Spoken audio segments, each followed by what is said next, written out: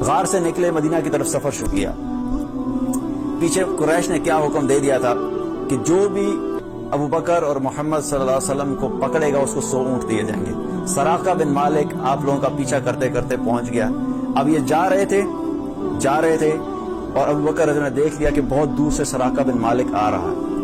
اب وہ جو فاصلہ قریب ہوتا گیا، فاصلہ کم ہوتا گیا، تو ابو بکر رضی اللہ عنہ فرمانے لگے کہ مجھے فکر شروع ہوئی کہ یہ اگر ہمارے قریب آ جائے گا تو انہیں بڑا نقصان پہنچائے گا۔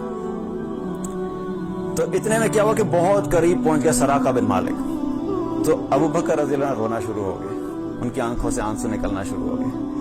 آپ صلی اللہ علیہ وسلم نے کیا فرمایا کہ ابو بکر کیوں رو رہے ہیں؟ تو کہنے لگے یا رسول اللہ مجھے اپنی فکر نہیں ہے، مجھے یہ فکر ہے کہ کہیں آپ کو کوئی یہ تکلیف نہ پہنچا دے، تو میں اس فکر میں رونا شروع کر دیا۔ یہ ابو بکر رضی اللہ عنہ کو فکر تھی۔ آپ صلی اللہ علیہ وسلم نے کیا فرمایا؟ ابو بکر فکر نہیں کرو، اور اللہ سے دعا کی۔ آپ صلی اللہ علیہ وسلم نے اللہم اکفناہ بما شئت، یا اللہ تو ہمارے لیے کافی ہو جا جیسا تو چاہتا ہے، یا اللہ تو ہمارے لیے کافی ہو جا جیسے تو چاہتا ہے۔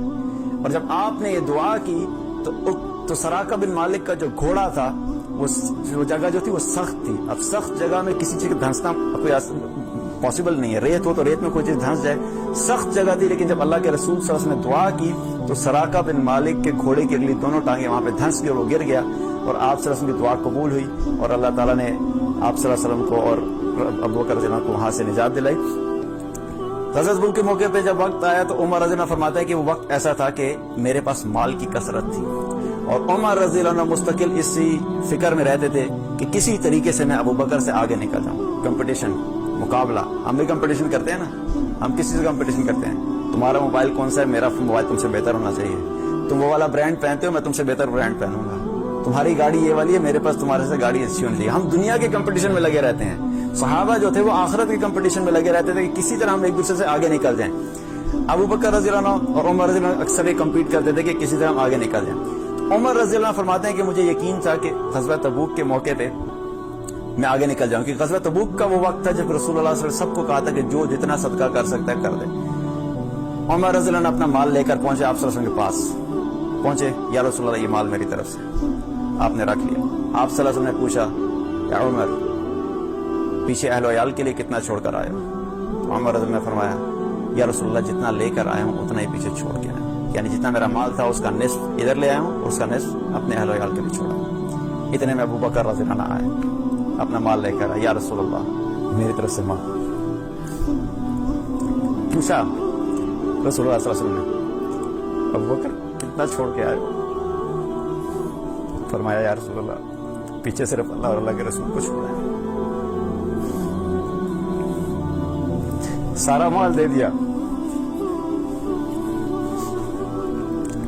سارا مال اللہ کے راستے میں لگا دیا۔ تو عمر رضی اللہ کیا فرماتے ہیں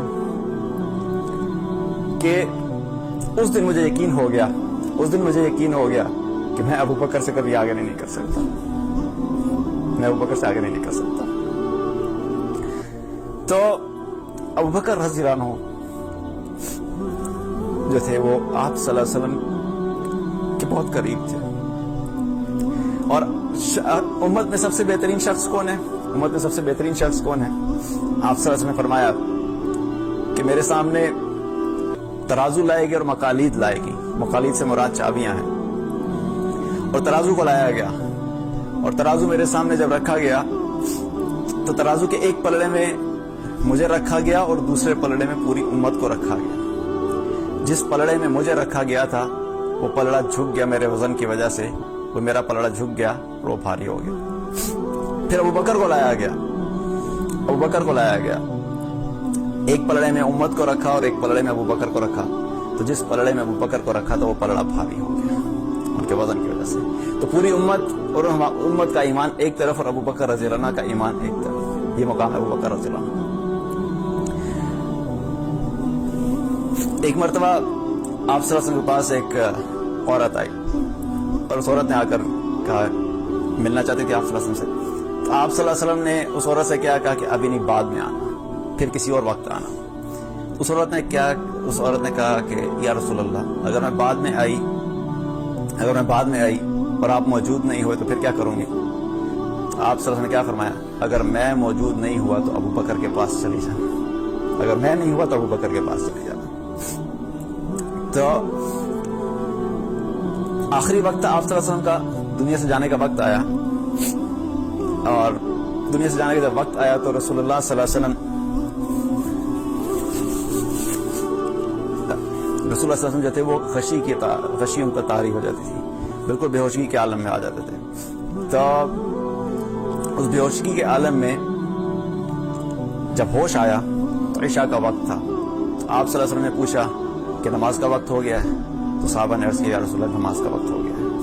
آپ صلی اللہ علیہ وسلم نے فرمایا بلال سے کہو کہ آزان دے اور ابو بکر سے کہو کہ نماز پڑھائے۔ اتنا کہا اور پھر آپ صلی اللہ علیہ وسلم پہ دوبارہ غشی طاری ہو گئی۔ پھر تھوڑا سا وقت گزرا، پھر ہوش میں آئے، پھر یہی سوال کیا کیا نماز کا وقت ہو گیا؟ صحابہ نے عرض کیا یا رسول اللہ نماز کا وقت ہو گیا، عشاء کا وقت تھا۔ آپ صلی اللہ علیہ وسلم نے کیا فرمایا؟ بلال سے کہو کہ آزان دے، ابو بکر سے کہو کہ نماز پڑھائے۔ پھر غشی طاری ہوگی۔ تیسری دفعہ جب آپ صلی اللہ علیہ وسلم کو ہوش آئی، تیسری دفعہ آپ نے یہی سوال کیا تو صحابہ نے کہا کہ یا رسول اللہ نماز کا وقت ہو گیا، تو آپ نے یہ فرمایا کہ بلال سے کہو کہ آزان دے، ابو بکر سے کہو کہ نماز پڑھائے۔ ایک مرتبہ بیٹھے ہوئے تھے، آپ صلی اللہ علیہ وسلم نے بیان کیا کہ قیامت کا دن ہوگا، جنت کے دروازوں پہ فرشتے کھڑے ہوئے ہوں گے اور ایک جنتی کو لایا جائے گا، اور جب جنتی آئے گا تو تمام فرشتے جو دروازوں پہ کھڑے ہوں گے وہ سب کہیں گے مرحبا مرحبا، ادھر سے آ جاؤ، ادھر سے آ جاؤ، تمام دروازوں سے پکاریں گے اس جنتی کو۔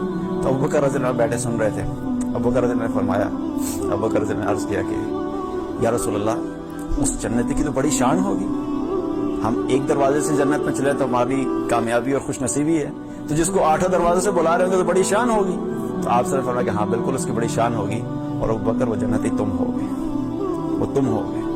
8 دروازے جنت کے ابو بکر رضی اللہ عنہ کو پکاریں گے۔ آپ صلی اللہ علیہ وسلم سے ایک دفعہ عمر بن العاص رضی اللہ عنہ نے سوال کیا یا رسول اللہ آپ کو سب سے زیادہ محبت کس سے ہے؟ آپ صلی اللہ علیہ وسلم نے فرمایا عائشہ سے رضی اللہ عنہ۔ تو عمر بن العاص رضی اللہ عنہ نے فرمایا نہیں، میں آپ سے پوچھ رہا ہوں کہ مردوں میں کس سے محبت ہے، مردوں میں آپ کو سب سے زیادہ محبت کس سے ہے؟ تو آپ نے فرمایا ابوہا، اس کے باپ سے، عائشہ کے باپ سے۔ کس سے؟ ابو بکر رضی اللہ عنہ سے۔ تو تمام مردوں میں سب سے زیادہ محبت کس سے تھی؟ ابو بکر رضی اللہ عنہ سے۔